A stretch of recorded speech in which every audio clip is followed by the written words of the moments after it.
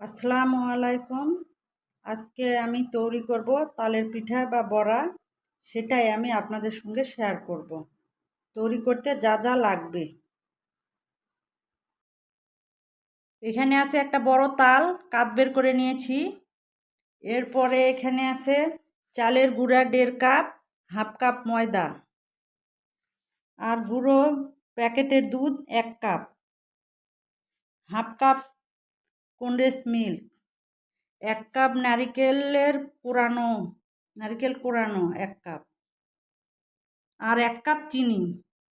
আর এখানে আছে কিশমিশ, সামান্য কিশমিশ।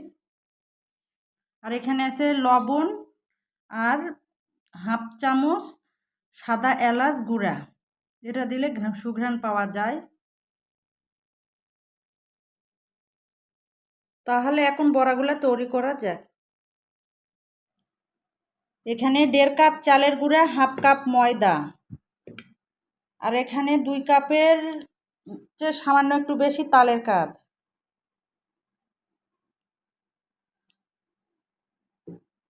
এরপর কিশমিশ দিব সামান্য, প্যাকেটের গুঁড়ো দুধ 1 কাপ,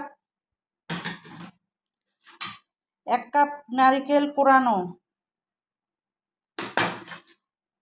1 কাপ চিনি, 1 কাপের সামান্য একটু কম লিকুইড মিল্ক,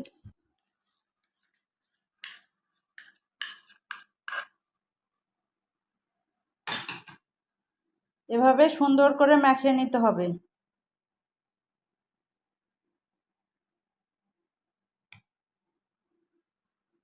হাত দিয়ে ভালোভাবে মেখে নিয়েছি। এরপর যেটা করব, হাফ চামচ সাদা এলাচ গুঁড়া দিয়েছি, আর সামান্য লবণ, আর একটু সয়াবিন তেল দিব। এরপর মেখে নিব। সয়াবিন তেল দিলে একটু পিঠা বা বড়া সফট হয়।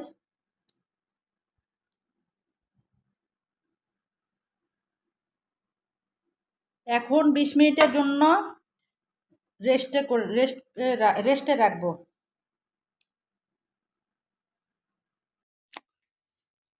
চুলায় কড়াইটা বসিয়ে দিয়েছি। এরপর দিব সয়াবিন তেল, একটু বেশি পরিমাণ দিতে হবে, যেহেতু বড়া বা পিঠা একটু ডুবা তেলে ভাজবো।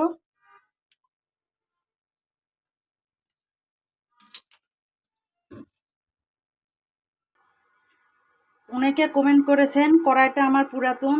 জি না, কড়াইটা আমার নতুন। এটা লোহার কড়াই। লোহার কড়াইলে পিঠা, বড়া বা ভাজি যে কোনো জিনিস ভালো হয়, এজন্য এই কড়াইটা ব্যবহার করি আমি। তেলটা এখন গরম হয়েছে, পিঠাগুলো একটা একটা করে দিয়ে দিব। তালের বড়া বা পিঠা তিতা লাগে, কিন্তু এইভাবে কনডেন্স মিল্ক, গুঁড়ো দুধ, তেল বা ঘি এগুলো দিলে কখনোই তিতা লাগবে না।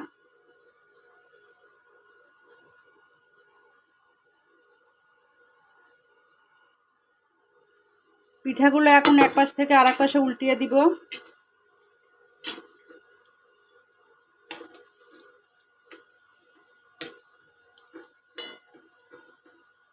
পিঠাগুলো ধীরে ধীরে ভাজতে হবে, তাহলে উপরে পুড়ে যাবে না, কিঞ্চি ভাবটা থাকবে। বড়াগুলো খুব সুন্দর ফুলে উঠেছে। এখন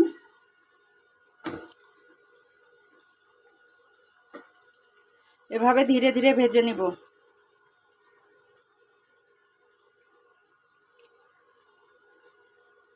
বড়াগুলো সুন্দরভাবে লাল হয়ে আসছে, এখন উঠিয়ে নিব।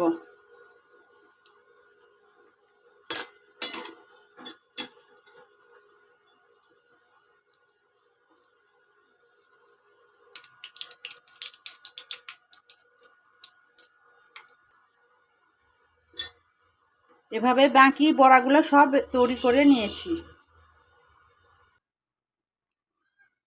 তালের বড়া আমার রেডি। তালের বড়া বা পিঠা কেমন তৈরি হয়েছে আপনারা কমেন্ট করে জানাবেন।